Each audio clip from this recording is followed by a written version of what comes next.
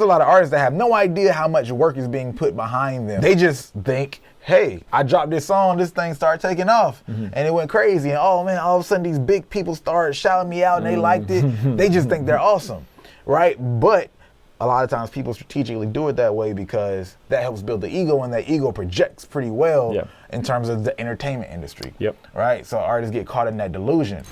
I don't need nothing else. Every time I'm with you, yo, it's something else. It's a fact, and it's nothing else. Got your hand out, you don't even need a help. Ooh, I don't need nothing else. Every time I'm with you, yo, it's something else. It's a fact, and it's nothing else. Got your hand out, you don't even need a help.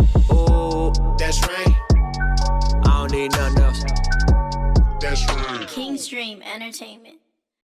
Especially if you talk about Superphone, right, or anything like that, you need to be thinking long game. I need to go hard body, actually getting these accounts, getting this information for like a year before I truly start to say, how do I want to monetize this as an artist? And someone just asked that, when should an artist begin to monetize their fan base? So that's, I mean, you kind of threw it out there. Yeah, I mean, like, cause one, all right, it's more, when do I start to collect fan information, right? So I create intention, all right, then when do I start to collect fan information, and then when do I decide to monetize? That's the order you should be thinking of it in. And having that information, again, is not something you might immediately use, because when I only have 5 people, it's not really even worth trying to squeeze and figure out how to monetize that. I should better be spending my attention on getting the awareness and creating a bigger list, right? But once you get to that standpoint, now, all right,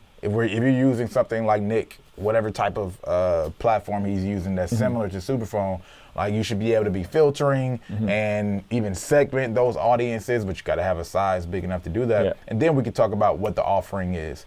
And of course, we've already talked about options for offerings. Yeah. Justin said, what do you think about an Airbnb setup with private, intimate, in-house performances? Yeah, I think that's cool. Yeah. There's also Peerspace. Peerspace is super dope. Super dope. I like Peerspace a lot. I've thrown some shows using Peerspace. I think that's a great resource. The thing that we're kind of talking, Justin, in terms of live events kind of being shut down potentially for a minute. That's the approach we're trying to bring to the conversation, and the fact that, like, a lot of artists don't necessarily have the fans or the infrastructure to go out and tour just yet. Yeah. Let me ask you this. Let's switch gears a little bit. And again, you guys feel free to chime in. I have this theory that there's a huge difference between a music industry and making music as your business, or having the business of music, right? So there's a music industry where all kinds of crazy shenanigans happen. And what is your take with, as the industry is evolving, but specifically, we were talking about it earlier a little bit, what is your take on the whole Megan Thee Stallion indie label partnered with the other indie label, Rock Nation steps in, and just kind of the debacle that's been they struck gold with her. You know what I'm saying? Like, you were talking about, like, how amazing of an artist she is, and they struck gold with her, but now it's like, the guy that kind of got it all initially funded is kind of getting pushed out of the equation. You know what I mean? So what is your general impression of the whole Megan Thee Stallion thing? I think there is that tradition of bigger entity poaching from a smaller entity in some form of fashion, whether that's Rock Nation, whether that's 300, but those are the 2 bigger entities at play in that situation. Obviously, the manager, or label owner called Crawford, he's admitted, hey, I'm new to this thing, right? So everybody else knew more than him, essentially, or theoretically, when it comes to music. A situation like that, it's interesting when I hear certain things that Megan would say, because they don't.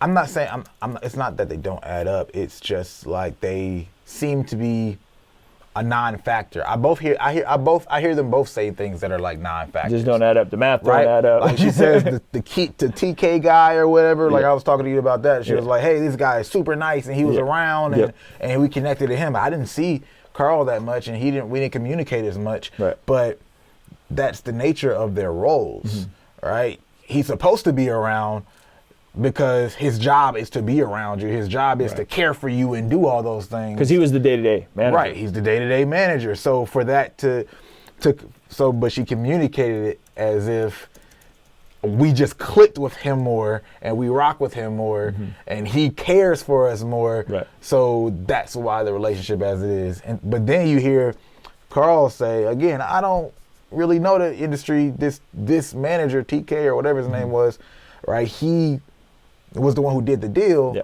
Yet he's the one, but she's not coming at him. She's coming at him, the day-to-day manager, and her mom actually wrote out the contract. Yeah. So like if all those things being true, I just think that there's more at hand, and there's people that are likely behind this that are not being mentioned, and it might not necessarily be Rock Nation. Yeah, and I think the tough part, man, is again, like you said, major artists, major labels poaching smaller acts. This isn't new. This has been happening. It's tradition. Yeah. That's exactly what it is. And the crazy art, and just from the other side, man, because so many artists get into this position where they complain and speak on that, but you also have to understand the business side of it and that person as well, right? Because, look, man, there are people who are taking risk. If I'm putting up 100K, if I'm putting up $1 million, whatever that number is, I'm putting all this up, and you're essentially nothing right now. I'm betting on you. I have to get a return on my money. I'm an investor, right? So that's just what the business aspect of it is. Yeah. So you can't fault somebody from having that kind of projection and that kind of perspective. Fair becomes relative, but like at that very core, like people need to be able to make their money back. So her winning her money, like trying to negotiate so fast, that part just seems off, right? I don't know. Like I said, I don't even want to speculate any deeper on that. But just the whole general idea of, look, I'm investing into you. I'm taking all this risk, but you want to reward me as if I'm somebody who just like latched on to you. A lot of artists, and that's the part. That's the weird part, right? Because we build up a lot of artists to feel like they are that. Like I was just talking about to somebody the other day, where there's a lot of artists that have no idea how much work is being put behind them, right? They just think, hey, I dropped this song, this thing started taking off, and it went crazy. And oh man, all of a sudden these big people started shouting me out and they liked it. They just think they're awesome, right? But a lot of times people strategically do it that way because that helps build the ego, and that ego projects pretty well in terms of the entertainment industry, right? So artists get caught in that delusion. And that's not all artists, but that's a lot of artists, right? It's a lot of cases. And like there's an artist that was built up and got a deal, and he essentially turned around on his manager with the perspective of like, look, you just rolled my coattails, right? You rolled my coattails when this person like put together the found an investor for him. Like got him in position to sell, for a multi-million-dollar deal. And this person has done this like 5 to 10 times before you. Yet somehow you think that you were the reason that this thing happened, right? So like there's a little bit of that where when I look at that as well, it's like, all right, there's a disconnect of understanding the work that has to go behind it, and all of a sudden turning around and saying, it's like, I wouldn't say as deep as being ungrateful to your parents, but still not acknowledging the work that it took and really being ignorant of it. Because until you have a kid, it's hard to really even say like to understand what your parents did.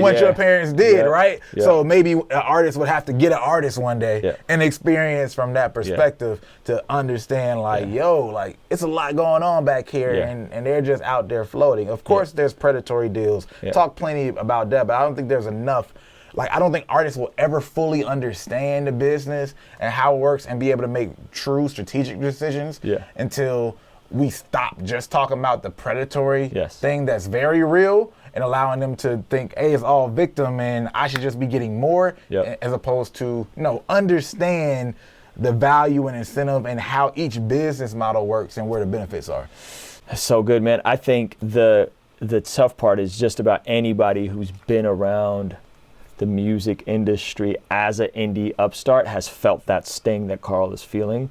You know what I'm saying? And it makes a lot of us rethink our entire even business strategy. You know what I mean? And it's a bummer. And that's part of the reason that people take more. Yeah. Right? It's like I need to get as much as can and I need as much control as I can because there's plenty of people with more power and leverage that will poach them from it. She say I'm a triple, honey, welcome to Trivago. Tell me who you know, who is you tripping for a follow? Ball in the air like Showtime at the Apollo. Puffing up your chest, the next thing you know is hollow. But well, hello, I've been swinging like some jello. The guy wanted a fun guy, he gets some portobello. So I guess I need some grease up on my elbow. Yeah, but now my light turned yellow. And I've been looking for a cheat code. Life don't come in a neat bowl, bringing the receipt home. But we